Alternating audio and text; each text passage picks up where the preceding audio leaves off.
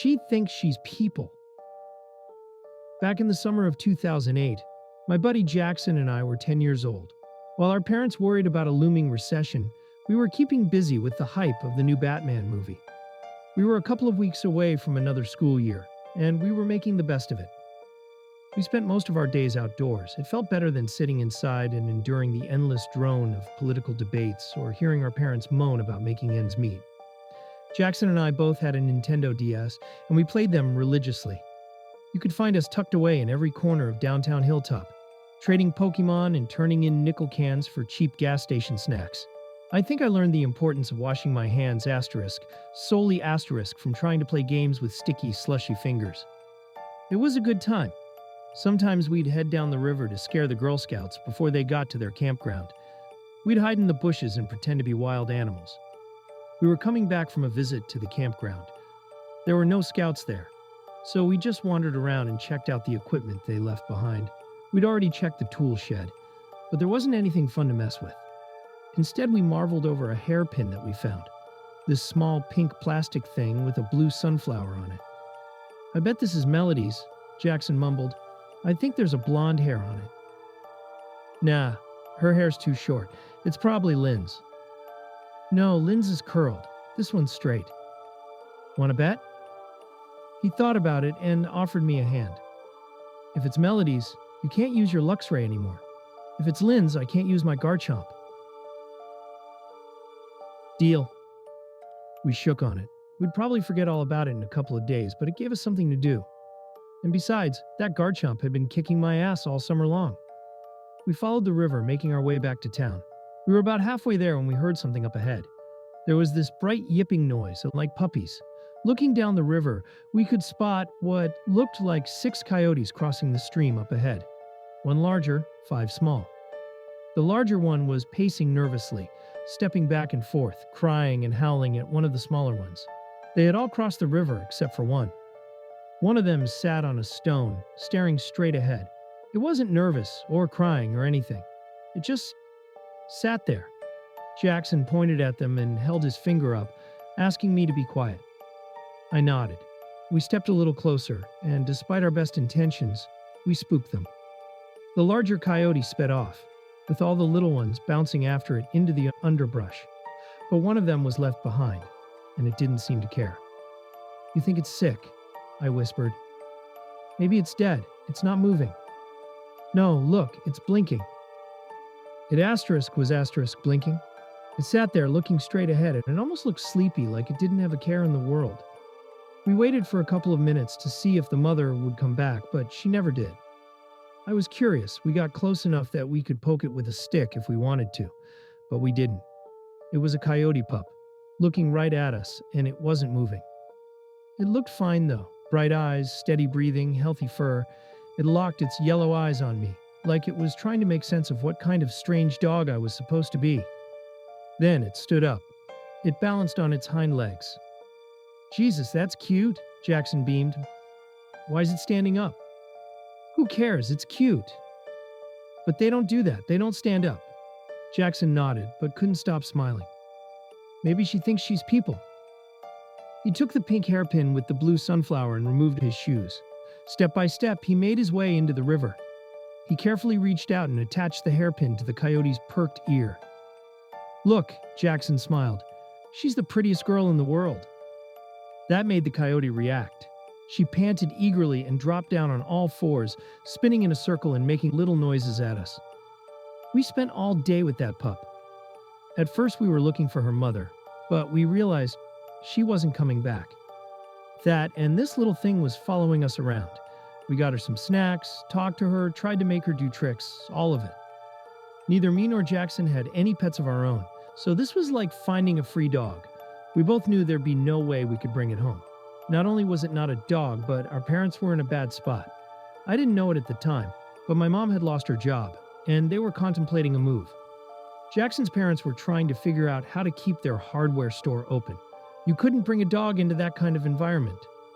We settled for the next best thing. We took all the snacks we'd saved up and gave her all of it. We thought about getting her some dog food, but she really seemed to enjoy people food. She followed us around all day, sometimes getting up on her hind legs as if trying to copy us. It was so funny watching her trying to balance and watching that little tail bob as she tripped on her feet. Sometimes as we walked, we could hear a little yip as she stumbled over something. Jackson decided to make it easy for her and carry her around. She seemed to like that. She was small enough to sleep in the pouch of his hoodie. We found a spot for her behind a dumpster outside the abandoned sporting goods store. We stuffed Jackson's hoodie in my backpack, making a little nest. Before we left for the day, I bent down and whispered, "We'll be back first thing in the morning, all right?"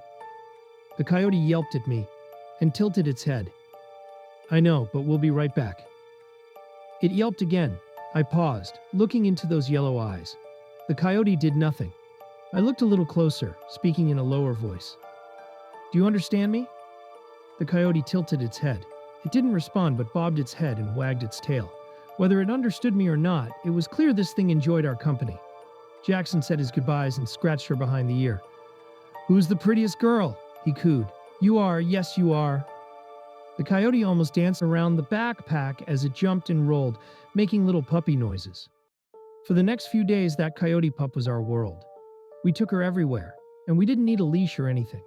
She would follow us around, shared our snacks, and cuddled up next to us as we played our games and talked the summer day away. Jackson wanted to call her Megan, as in Megan Fox, but I vetoed it. We ended up calling her Jessica. I had a bit of a crush on Jessica Biel back then, so if our pup was to be named after the prettiest girl I knew, well, that was it. It worked for Jackson too.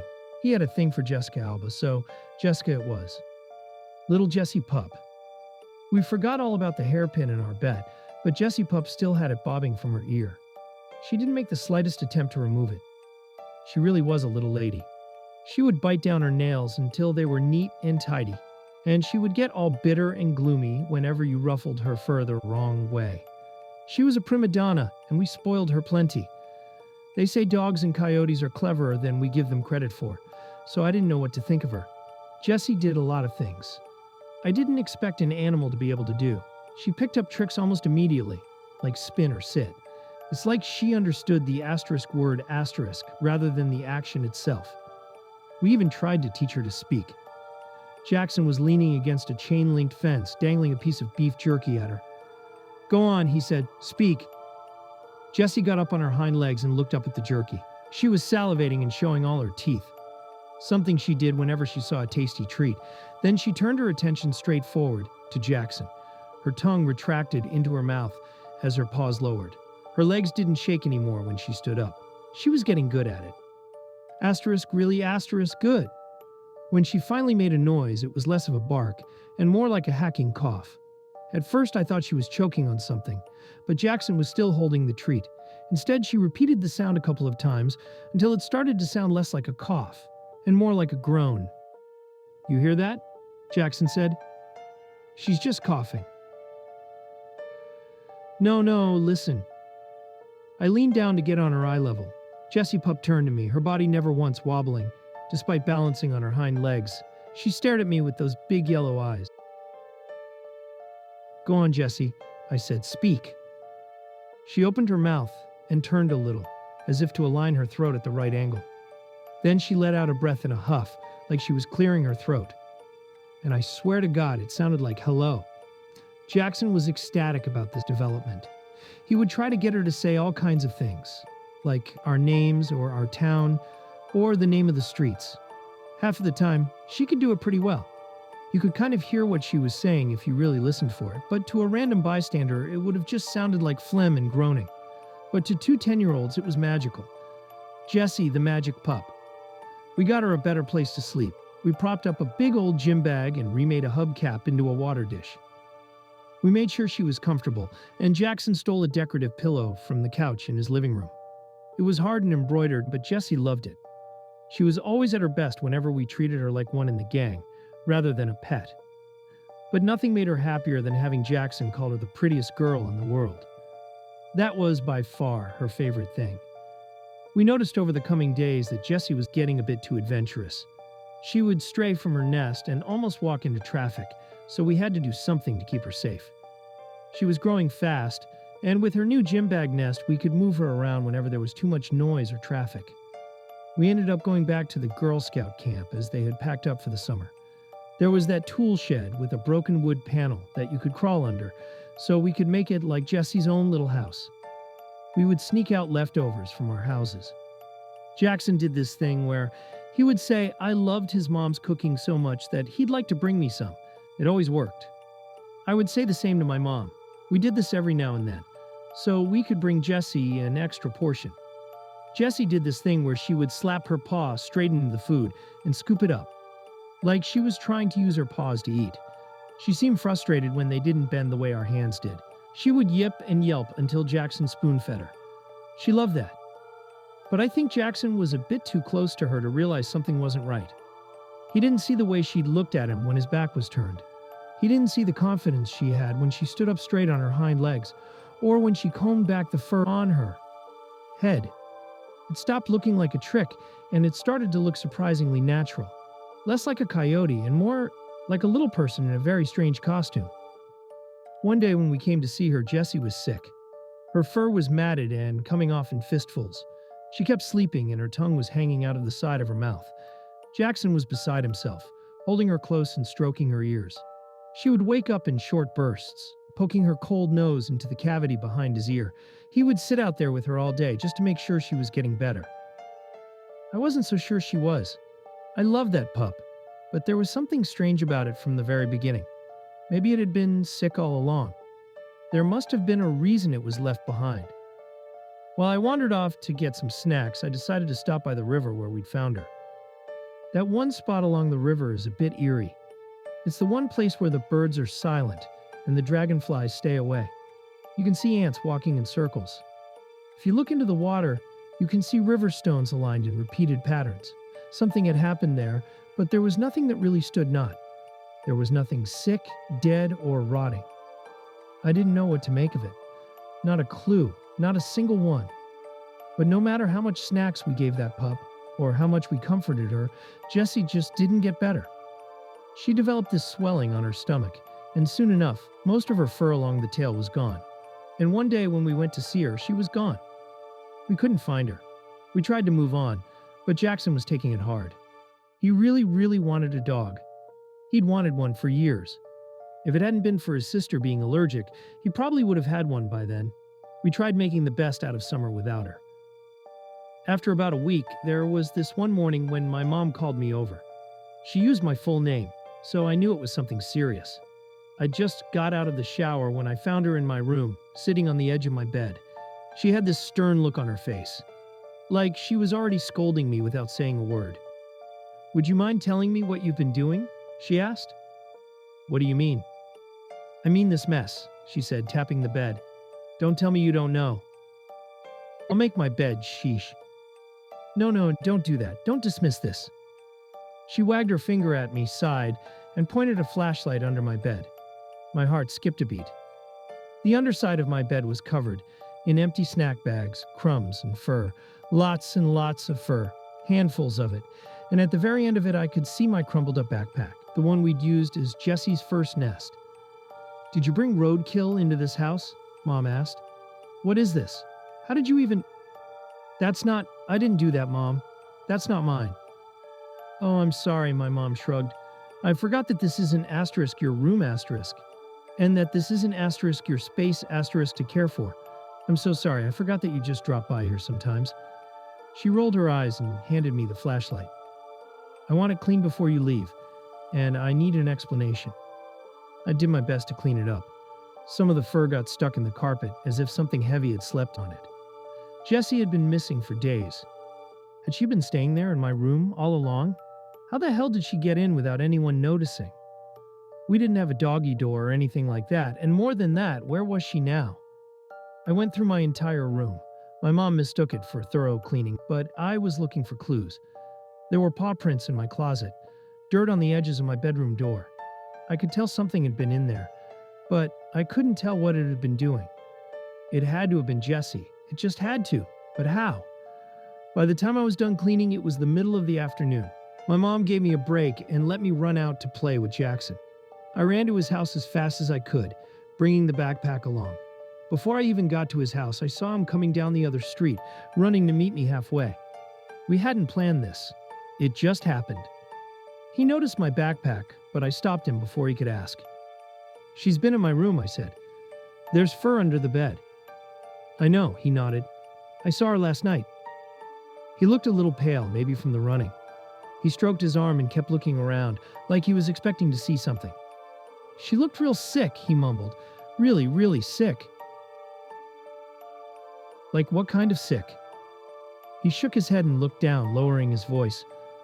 She didn't have any fur left, he mumbled, and her face was all weird. Weird how? He didn't answer. He just kept his eyes on the ground and tucked his arms tighter.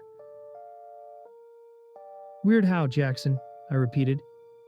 But I couldn't get a straight answer. We decided we needed help. Hilltop is on the east side of the river, so there's plenty of ranchers around.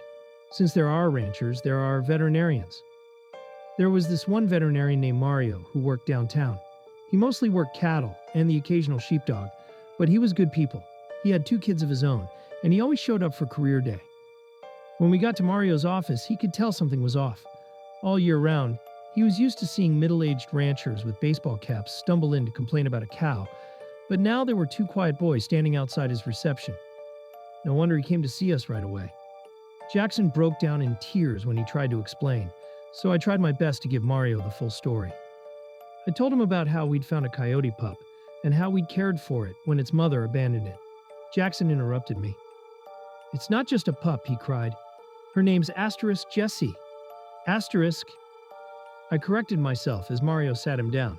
I explained how Jessie was smart and funny and cute, and how we'd given her snacks and somewhere to sleep. But when I started telling him about her getting sick, I could see something changed in his demeanor. Back then I thought he was just worried about our coyote pup, but looking back at it, he must have thought she was carrying something bad. Something like mange or rabies. So she lost all her fur, Mario said. She lost her fur and she's somewhere around your house. That or in her shed, Jackson sniffled. We made her a nest by the campgrounds. And you think she's there now? There, or at Jackson's place, I said. He saw her there last night. Mario turned to Jackson, giving him a comforting pat on the shoulder. Are you sure it was her? He asked. There's lots of coyotes around here. I'm sure, Jackson mumbled. I recognized her voice. Mario didn't understand what he was saying, but I could tell he was unnerved. He was about to say something, but couldn't get the words right. Instead, he excused himself and hurried to his phone. I'm going to need a little help, Mario admitted. This is not really my wheelhouse. While Jackson and I wanted some medicine to help our friend, Mario had something different in mind. To him, it sounded like a sick animal was developing an unhealthy obsession with 2 local kids. Yes, we had good intentions, but he was scared for our safety. We asked what kind of medicine he could get her, but he didn't answer. Instead, he called in a couple of favors from some of the locals. He called our parents too. My mom and Jackson's mom got there at the same time. By the time they arrived, I could see 3 trucks pulling up in the parking lot. 2 of the men had hunting rifles. Jackson was beside himself, trying to make them listen. I didn't know what to think. I couldn't get what Jackson had said out of my mind. What had her face looked like? What happened? We were stuck in that office for a couple of hours. Jackson's mom had to run off to help out with their store, but my mom had nowhere to be. We sat around watching an old TV in the reception as Mario went with the hunting crew. We stayed there for well over 2 hours until my mom got a call as well. She had to go see a banker about something, and my dad was waiting for her signature. She had no choice but to drop us off at our house and have us promise not to leave. Straight to your room, lock the door, open for no one, she said. Either of you leave that room, and I'm cramming your video games down the garbage disposal. There was no point in arguing. I kept my mouth shut as Jackson and I were ushered back to my place and herded into my room. My mom closed the door and rushed off with her phone glued to her ear. Alone, we just sat there for a while. This was no one's fault, really. Jackson noticed the pile of fur in the trash can. He didn't seem all that surprised. They're gonna find her, he whispered while thumbing through a comic book. Why not? 'Cause they're looking for coyotes, he continued.